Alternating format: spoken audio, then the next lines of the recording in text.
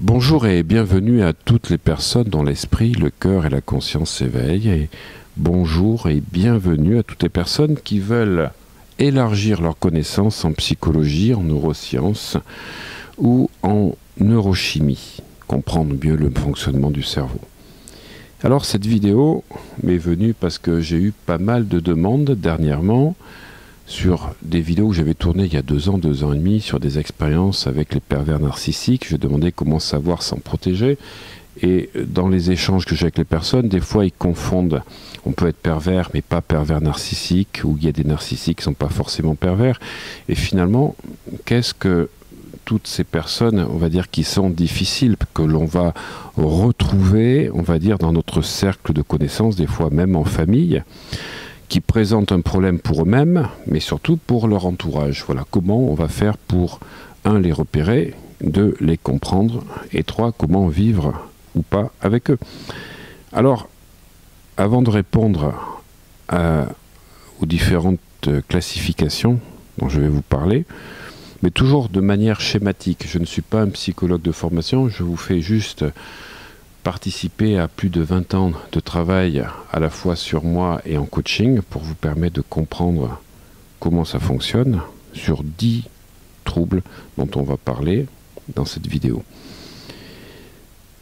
Moi, j'aime beaucoup 2 auteurs particuliers, Winnicott et Carl Jung, qui ont travaillé beaucoup sur les ombres, les masques de protection de l'ego, qui en fait font que nous protégeons nos ombres, et le fameux « je suis ». Il faut comprendre, avant d'aller plus loin dans la représentation de ces 10 personnalités, je ne suis pas ce que je fais ou ce que j'ai. Ouais, le « je suis », ce n'est pas ce que je fais et ce n'est pas ce que j'ai. Et je me mets des masques pour donner un reflet idéalisé de moi. Mais je me trompe. Je m'identifie au masque que je porte et je deviens névrosé. Une névrose, c'est ça, c'est quand on s'identifie au masque que l'on porte. Deuxième notion importante, c'est que l'autre est le reflet de mes attentes. Donc je fais une projection. Et ça devient une relation miroir. Donc avant de vous plonger dans l'étude plus approfondie de ces 10 personnalités difficiles, il faut que vous ayez toujours à l'esprit que vous n'êtes pas ce que vous faites, ce que vous avez dans la vie, que vous portez des masques pour vous donner une autre image de vous, un reflet idéalisé, mais que vous n'êtes pas ces masques. Si vous vous identifiez à vos masques que vous portez, vous êtes un névrosé. Surtout que l'autre est le reflet de vos attentes. Et que c'est comme ça que se créent les projections. Alors, quand on élève sa conscience par un travail spirituel, la méditation, la pleine conscience, le Ho'oponopono, les états méditatifs, les techniques chamaniques vont permettre de diminuer l'ego. Et l'ego, c'est le miroir. Le miroir, le reflet de l'extérieur, qui nous renvoie par les personnes que nous rencontrons. Et en fait, l'image qu'attendent les autres de moi n'est plus grossie quand je m'élève. Et les relations que je rencontre sont beaucoup plus vraies. Alors, dans les 10 personnalités, caractéristiques, on peut même monter au-delà de ça, comment on va faire pour identifier les différentes personnes qui se projettent dans notre vie? Voilà.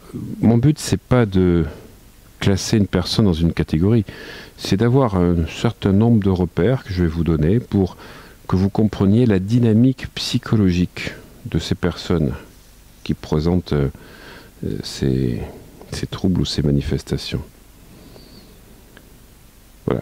Ce qui est difficile, c'est que ces personnalités justement difficiles ou dysfonctionnelles, quand on est psychologue, ne sont pas des entités distinctes, parce qu'un individu peut être à la fois narcissique et paranoïaque, et cela à des degrés divers. Mais on va rester dans la simplicité. Alors, premier personnage, ce que l'on appelle les obsessionnels compulsifs. Voilà. J'ai été confronté très tôt à ma mère qui avait comme compulsion de descendre 3 fois dans l'escalier le soir quand j'étais couché pour être sûr que la porte du garage était fermée. Voilà, je ne vois pas comment elle aurait pu s'ouvrir, sachant qu'elle avait fermé 2 fois la porte du garage et la porte qui donnait accès au garage. Et elle me réveillait à chaque fois, parce qu'à 11h, à minuit et demi, elle allait voir si la porte était toujours fermée. Voilà. Je ne pratiquais pas l'hypnose, j'avais 16 ans à l'époque, mais c'est ça, un trouble obsessionnel compulsif. Regardez 10 fois sous le matelas ou sous votre lit s'il n'y a pas une araignée, et vous regardez 10 fois d'affilée. Voilà. Alors c'est ça, une personne obsessionnelle, compulsive, elle se préoccupe de façon excessive de l'ordre, des règles, de tout ceci, de si c'est fermé ou pas. En fait, elle veut tout contrôler, c'est ça qu'il faut vous retenir, elle veut tout contrôler. Donc, elle va établir des règles, des procédures, des emplois du temps, des listes qui vont prendre plus d'importance que l'objectif de l'activité. Vous voyez, donc elles vont perdre même l'objectif de l'activité. La seule chose, c'est de mettre des règles, de contrôler. Donc ce sont des personnes soigneuses, méticuleuses, qui vérifient sans arrêt. Alors, bon côté des choses, ma mère me faisait répéter mes leçons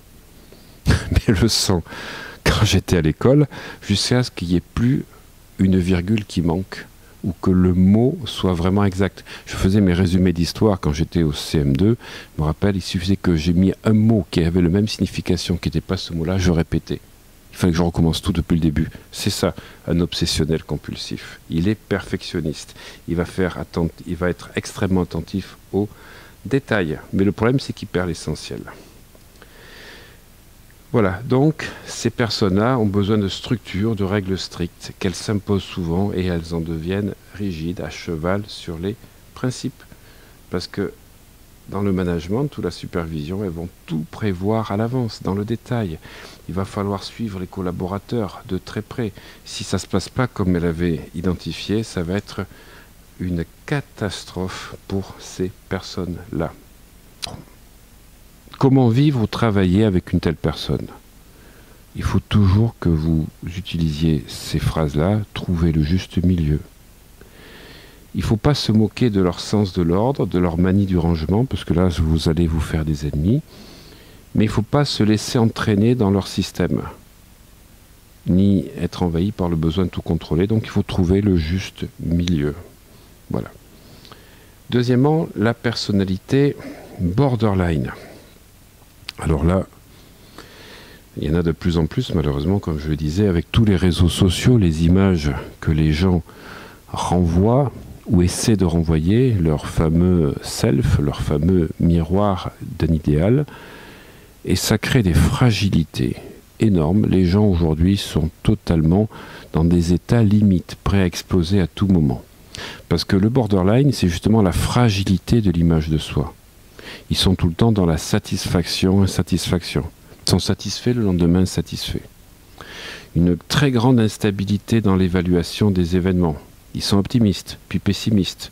Et ils fluctuent dans les relations. Des fois ils admirent, des fois ils méprisent. Ils sont dans une amitié, une hostilité, amour, haine, idéalisation, dévalorisation. Et puis au niveau des émotions, c'est pareil. C'est toujours ce yo-yo émotionnel. On passe d'une euphorie à une dysphorie, d'une exaltation à une dépression, joie, tristesse, fierté, honte. C'est le yin et le yang en permanence. Le borderline, il veut contrôler ses émotions, mais il y a beaucoup de difficultés, comme la colère par exemple. C'est pour ça qu'il est imprévisible. Et il est malheureusement prévisible. Il est prévisible parce qu'il va fluctuer sans arrêt. Il est imprévisible parce qu'on ne connaît pas son humeur. Voilà, alors c'est ces changements qui sont rapides et surtout intenses, à la fois dans sa façon de juger et de ressentir les choses, créent des comportements impulsifs qui engendrent souvent des regrets et des remords. Il n'est jamais neutre, voilà. Dans ses jugements, il est toujours très tranché, il aime ou il déteste. Il voit tout en noir ou tout en blanc. En fait, il va toujours juger à travers ses émotions ou le jugement du moment. Qu'est-ce que pense le borderline de la vie qu'il souhaite? Il pense que personne ne le comprend, qu'il est un fardeau pour les autres, qu'il lui est impossible de se discipliner, de se contrôler, qu'il n'a pas d'amis parce qu'ils lui feront toujours de la peine. Voilà, alors c'est ça l'individu borderline, il se saborde au moment d'atteindre un objectif. J'ai connu 2 clients qui m'avaient demandé de les préparer, un pour un examen permis de conduire, un autre pour un examen universitaire, et ils ne se sont pas présentés aux entretiens. Ah, c'est incroyable.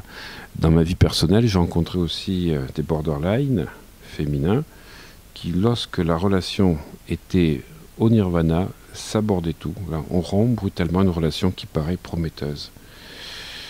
Voilà, alors c'est très difficile, très délicat pour l'entourage de se préparer aux fluctuations de l'humeur des borderline, et surtout du fait qu'ils passent de l'admiration au mépris, de l'amour à la haine, parce qu'on confond souvent avec ce qu'on appelle des pervers narcissiques. Mais ce ne sont pas des pervers narcissiques, c'est pas un jeu qu'ils ont, contrairement aux pervers narcissiques, c'est leur fluctuation qui est comme ça. Voilà, donc il faut surtout ne pas alimenter les conflits. Et la chose que je vais vous dire, c'est effectivement de les orienter vers une consultation. Il faut absolument les faire suivre. Il n'y a aucune honte aujourd'hui à se faire accompagner dans ces cadres-là. Troisième personnalité, les personnes antisociales. Alors les personnes antisociales, c'est toutes les personnes anticonformistes, impulsives, qui vont au départ avoir une grande force de séduction. C'est un masque, voilà, qui en fait permet de cacher leur intérêt. Voilà. Parce que ce sont des gens, les antisociaux, vous allez voir, qui exploitent les autres. Ils savent user de charme, de manipulation, de ruse.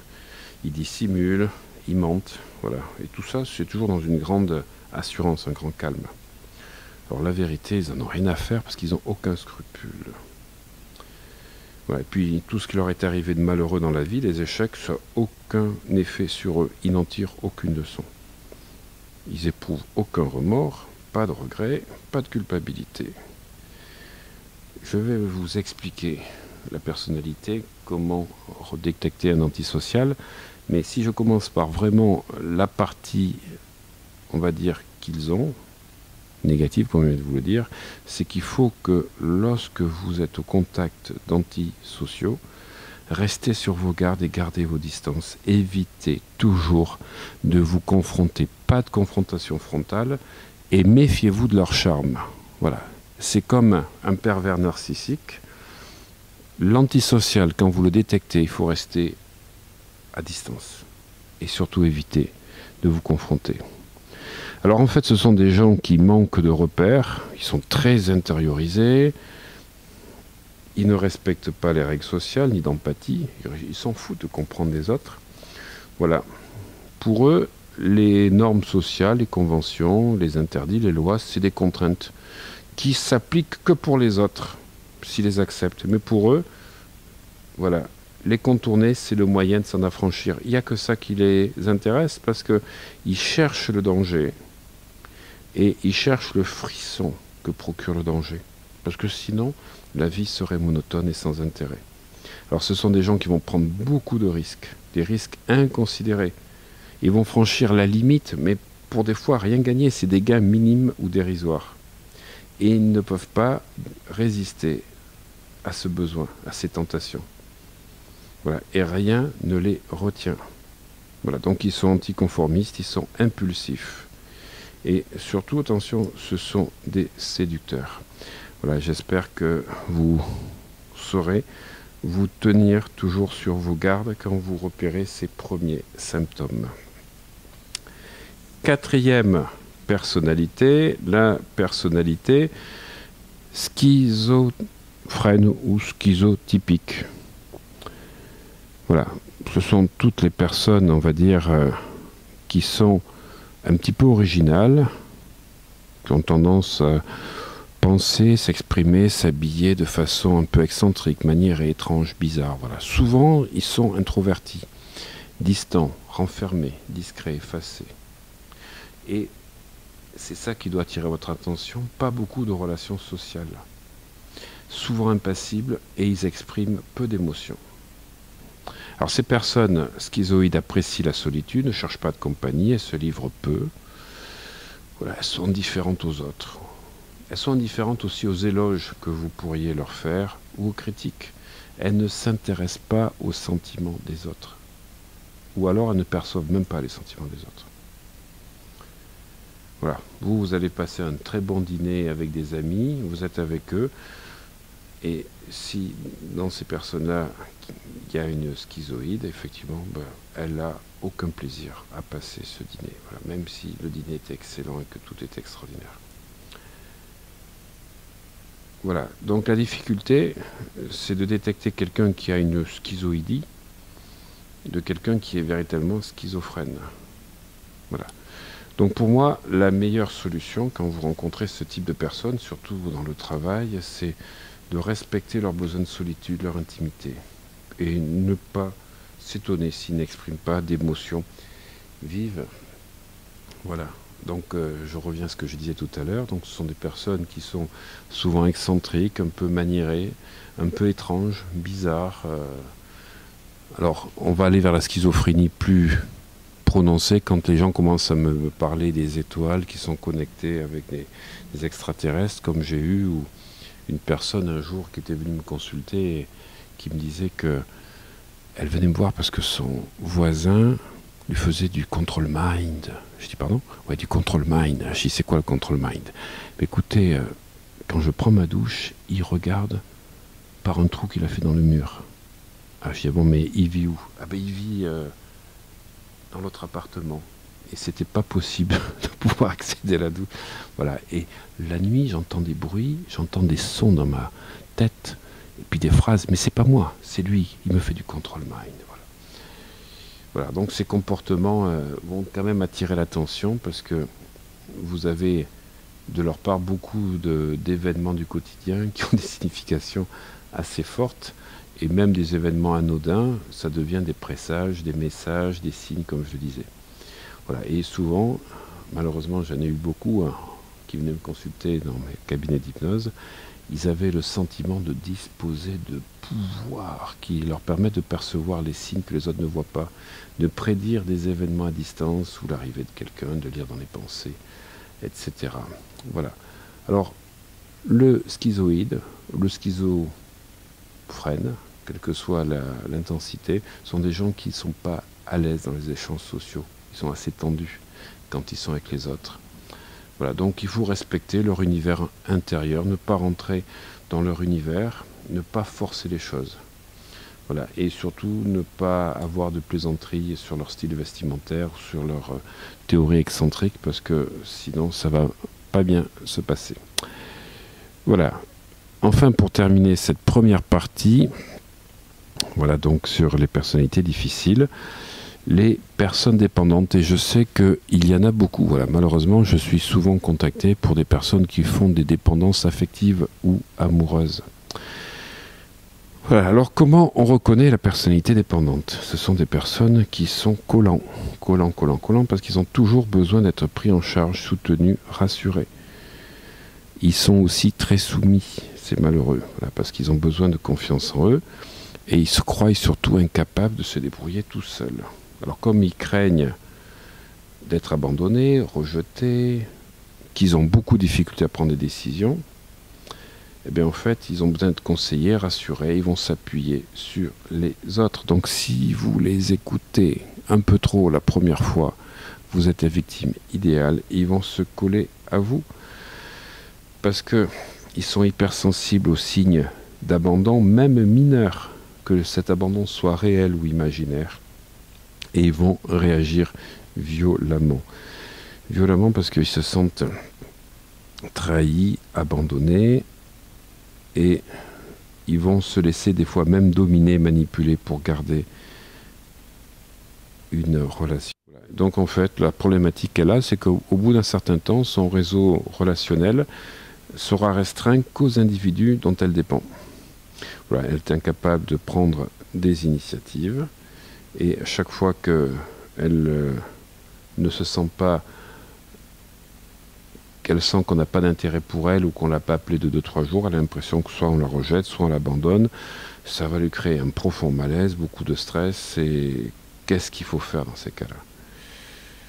Il faut premièrement ne pas prendre toutes les décisions pour ces personnes. Voilà. Il ne faut pas prendre de décision. Quand ils vous posent une question, c'est à eux de répondre. Voilà. Il faut les amener à ce qu'ils deviennent autonomes. Deuxièmement, ne critiquez jamais leur initiative, mais au contraire, soutenez-les et encouragez-les.